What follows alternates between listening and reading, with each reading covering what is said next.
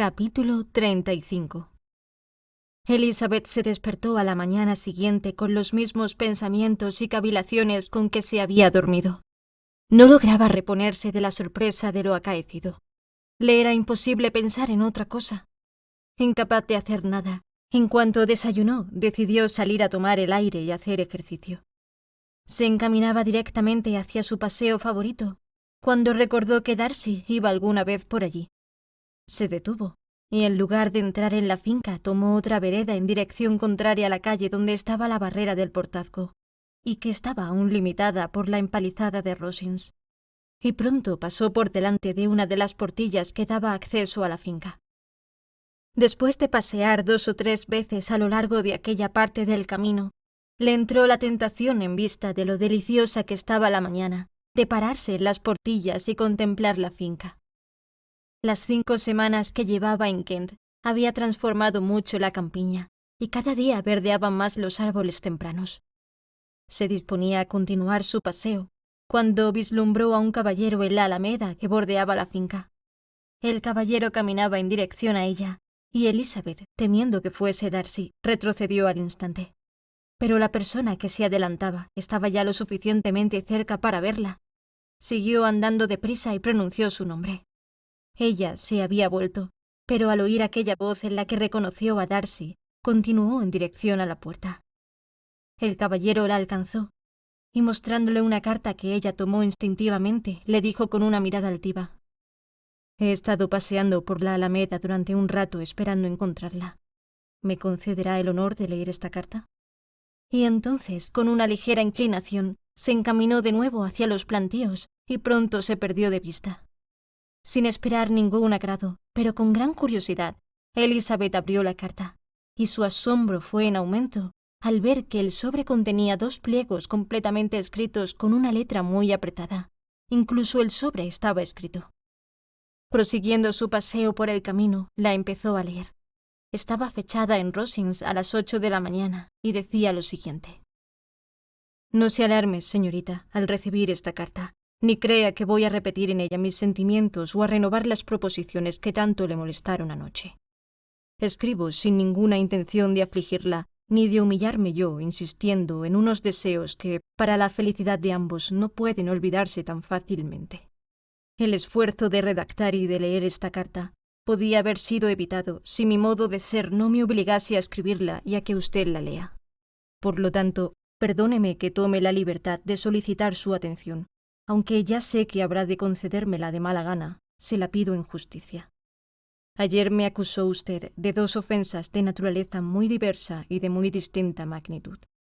La primera fue el haber separado al señor Bingley de su hermana, sin consideración a los sentimientos de ambos, y el otro, que, a pesar de determinados derechos y haciendo caso omiso del honor y de la humanidad, arruiné la prosperidad inmediata y destruí el futuro del señor Wickham. Haber abandonado despiadada e intencionalmente al compañero de mi juventud y al favorito de mi padre, a un joven que casi no tenía más porvenir que el de nuestra rectoría y que había sido educado para su ejercicio. Sería una depravación que no podría compararse con la separación de 2 jóvenes cuyo afecto había sido fruto de tan solo unas pocas semanas. Pero espero que retire usted la severa censura que tan abiertamente me dirigió anoche, cuando haya leído la siguiente relación de mis actos con respecto a estas 2 circunstancias y sus motivos. Si en la explicación que no puedo menos que dar me veo obligado a expresar sentimientos que la ofendan, solo puedo decir que lo lamento. Hay que someterse a la necesidad y cualquier disculpa sería absurda. No hacía mucho que estaba en Hertfordshire cuando observé, como todo el mundo, que el señor Bingley distinguía a su hermana mayor mucho más que a ninguna de las demás muchachas de la localidad. Pero hasta la noche del baile de Netherfield no vi que su cariño fuese formal. Varias veces le había visto antes enamorado. En aquel baile, mientras tenía el honor de estar bailando con usted, supe por primera vez, por una casual información de Sir William Lucas, que las atenciones de Bingley para con su hermana habían hecho concebir esperanzas de matrimonio. Me habló de ello como de una cosa resuelta de la que solo había de fijar la fecha. Desde aquel momento observé cuidadosamente la conducta de mi amigo y pude notar que su inclinación hacia la señorita Bennet era mayor que todas las que había sentido antes. También estudié a su hermana, Su aspecto y sus maneras eran francas, alegres y atractivas como siempre, pero no revelaban ninguna estimación particular. Mis observaciones durante aquella velada me dejaron convencido de que, a pesar del placer con que recibía las atenciones de mi amigo, no le correspondía con los mismos sentimientos. Si usted no se ha equivocado con respecto a esto, será que yo estaba en un error. Como sea que usted conoce mejor a su hermana, debe ser más probable lo último, y si es así, si movido por aquel error la he hecho sufrir, su resentimiento no es inmotivado. Pero no vacilo en afirmar que el aspecto y el aire de su hermana podían haber dado al más sutil observador la seguridad de que, a pesar de su carácter afectuoso, su corazón no parecía haber sido afectado. Es cierto que yo deseaba creer en su indiferencia, pero le advierto que normalmente mis estudios y mis conclusiones no se dejan influir por mis esperanzas o temores. No la creía indiferente porque me convenía creerlo, lo creía con absoluta imparcialidad. Mis objeciones a esa boda no eran exactamente las que anoche reconocí que sólo podían ser superadas por la fuerza de la pasión, como en mi propio caso. La desproporción de categoría no sería tan grave en lo que atañe a mi amigo como en lo que a mí se refiere, pero había otros obstáculos que, a pesar de existir tanto en el caso de mi amigo como en el mío, habría tratado de olvidar, puesto que no me afectaban directamente. Debo decir cuáles eran, aunque lo haré brevemente. La posición de la familia de su madre, aunque cuestionable, no era nada comparado con la absoluta inconveniencia mostrada tan a menudo, casi constantemente por dicha señora, por sus 3 hermanas menores y en ocasiones incluso por su padre. Perdóneme, me duele ofenderla, pero en medio de lo que le conciernen los defectos de sus familiares más próximos y de su disgusto por la mención que hago de los mismos, consuélese pensando que el hecho de que tanto usted como su hermana se comporten de tal manera que no se les pueda hacer de ningún modo los mismos reproches, las eleva aún más en la estimación que merecen. Solo diré que con lo que pasó aquella noche se confirmaron todas mis sospechas y aumentaron los motivos que ya antes hubieran podido impulsarme a preservar a mi amigo de lo que consideraba como una unión desafortunada. Bingley se marchó a Londres al día siguiente, como usted recordará, con el propósito de regresar muy pronto. Falta ahora explicar mi intervención en el asunto. El disgusto de sus hermanas se había exasperado también y pronto descubrimos que coincidíamos en nuestras apreciaciones. Vimos que no había tiempo que perder si queríamos separar a Bingley de su hermana y decidimos irnos con él a Londres. Nos trasladamos allí y al punto me dediqué a hacerle comprender a mi amigo los peligros de su elección. Se los enumeré y se los describí con empeño. Pero aunque ello podría haber conseguido que su determinación vacilase o se aplazara, no creo que hubiese impedido al fin y al cabo la boda, a no ser por el convencimiento que logré inculcarle de la indiferencia de su hermana. Hasta entonces Bingley había creído que ella correspondía a su afecto con sincero, aunque no igual interés. Pero Bingley posee una gran modestia natural, y además cree de buena fe que mi sagacidad es mayor que la suya. Con todo, no fue fácil convencerle de que se había engañado. Una vez convencido, el hacerle tomar la decisión de no volver a Hertfordshire fue cuestión de un instante. No veo en todo esto nada vituperable contra mí. Una sola cosa en todo lo que hice me parece reprochable: el haber accedido a tomar las medidas procedentes para que Bingley ignorase la presencia de su hermana en la ciudad. Yo sabía que estaba en Londres y la señorita Bingley lo sabía también, pero mi amigo no se ha enterado todavía. Tal vez si se hubiesen encontrado no habría pasado nada, pero no me parecía que su afecto se hubiese extinguido lo suficiente para que pudiese volver a verla sin ningún peligro. Puede que esta ocultación sea indigna de mí, pero creí mi deber hacerlo. Sobre este asunto no tengo más que decir ni más disculpa que ofrecer.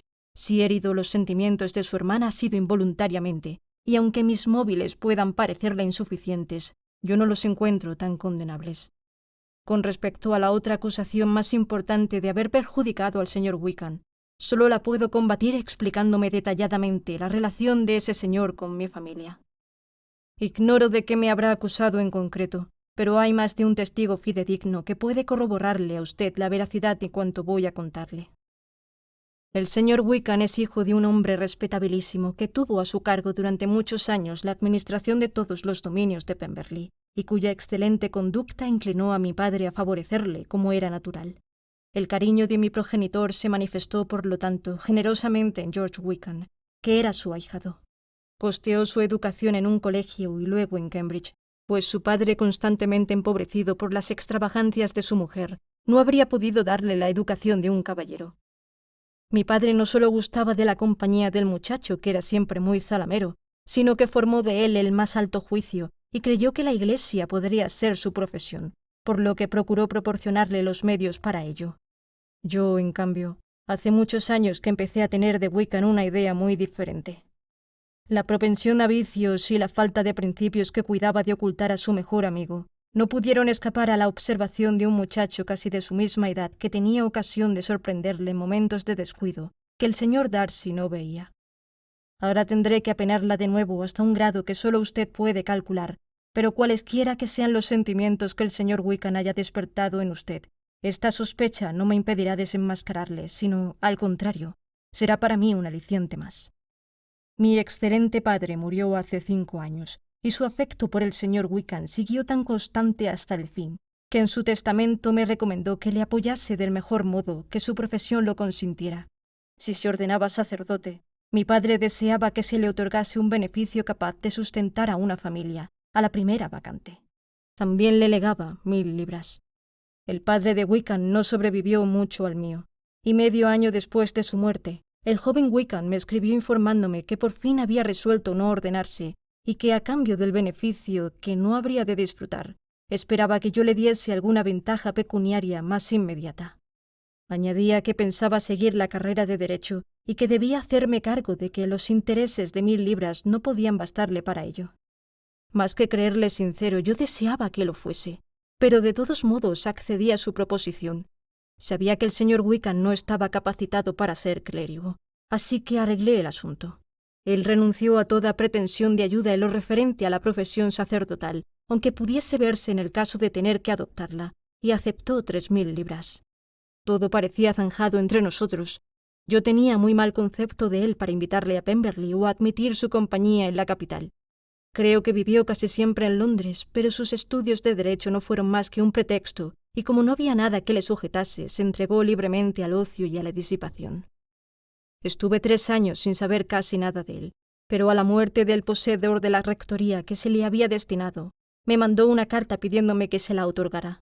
Me decía, y no me era difícil creerlo, que se hallaba en muy mala situación. Opinaba que la carrera de Derecho no era rentable y que estaba completamente decidido a ordenarse si yo le concedía la rectoría en cuestión, cosa que no dudaba que haría, pues sabía que no disponía de nadie más para ocuparla y, por otra parte, no podría olvidar los deseos de mi venerable padre.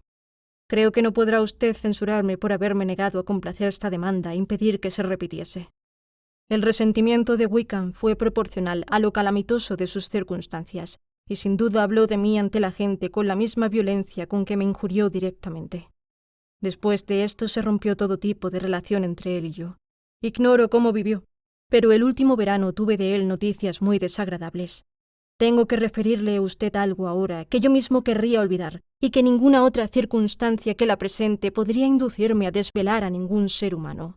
No dudo que me guardará usted el secreto. Mi hermana, que tiene 10 años menos que yo, quedó bajo la custodia del sobrino de mi madre, el coronel Fitzwilliam, y la mía. Hace aproximadamente 1 año salió del colegio y se instaló en Londres.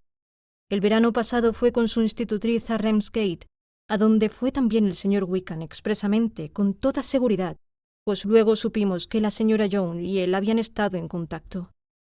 Nos habíamos engañado, por desgracia, sobre el modo de ser de la institutriz. Con la complicidad y ayuda de ésta, Wickham se dedicó a seducir a Georgiana, cuyo afectuoso corazón se impresionó fuertemente con sus atenciones. Era solo una niña, y creyendo estar enamorada, consintió en fugarse. No tenía entonces más que 15 años, lo cual le sirve de excusa. Después de haber confesado su imprudencia, tengo la satisfacción de añadir que supe aquel proyecto por ella misma. Fui a Ramsgate y le sorprendí un día o 2 antes de la planeada fuga, y entonces Georgiana, incapaz de afligir y de ofender a su hermano, a quien casi quería como a un padre, me lo contó todo. Puede usted imaginar cómo me sentí y cómo actué. Por consideración al honor y a los sentimientos de mi hermana, no di un escándalo público, pero escribí al señor Wickham, quien se marchó inmediatamente. La señora Young, como es natural, fue despedida en el acto. El principal objetivo del señor Wickham era indudablemente la fortuna de mi hermana, que asciende a 30.000 libras. Pero no puedo dejar de sospechar que su deseo de vengarse de mí entraba también en su propósito. Realmente habría sido una venganza completa. Esta es, señorita, la fiel narración de lo ocurrido entre él y yo, y si no la rechaza usted como absolutamente falsa, espero que en adelante me retire la acusación de haberme portado cruelmente con el señor Wickham. No sé de qué modo ni con qué falsedad la habrá embaucado, pero no hay que extrañarse de que lo haya conseguido, pues ignoraba usted todas estas cuestiones. Le era imposible averiguarlas y no se sentía inclinada a sospecharlas. Puede que se pregunte por qué no se lo conté todo anoche, pero entonces no era dueño de mí mismo y no sabía qué podía o debía revelarle. Sobre la verdad de todo lo que he narrado, puedo apelar al testimonio del coronel Fitzwilliam, quien, por nuestro estrecho parentesco y constante trato, y aún más por ser uno de los albaceas del testamento de mi padre, ha tenido que enterarse forzosamente de todo lo sucedido. Si el odio que le inspiró invalidase mis aseveraciones, puede usted consultar con mi primo, contra quien no tendrá usted ningún motivo de desconfianza. Y para que ello sea posible, intentaré encontrar la oportunidad de hacer llegar a sus manos esta carta, en la misma mañana de hoy. Solo me queda decir que Dios la bendiga. Fitzwilliam Darcy.